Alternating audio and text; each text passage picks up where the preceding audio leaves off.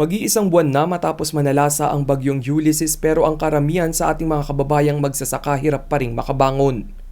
Kaya naman ang Department of Agriculture sinimulan na ang pagsasagawa ng Agricultural Intervention and Assistance. Ang mga Bulakenyong magsasaka nakatanggap ng binhing palay at fertilizer na nagkakahalaga ng 176 million pesos. Sa ilalim ng Rice Resiliency Project na ipamahagi ang higit 33,000 bags ng binhing palay. Nakatanggap din sila ng lampas 81,000 bags ng fertilizers.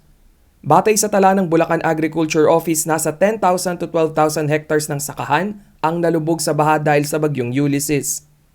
Umabot sa 37 million pesos ang halaga ng pinsala sa lalawigan habang 104 million pesos naman sa buong Central Luzon, Calabarzon at Cordillera Administrative Region. Sa kabila ng pangyayari, hinikayat ni Agriculture Secretary William Dar ang mga magsasaka na magtanim na agad sa ikalawang linggo ng Disyembre upang maagang makaani sa susunod na taon at para makaiwas na rin sa panahon ng bagyo.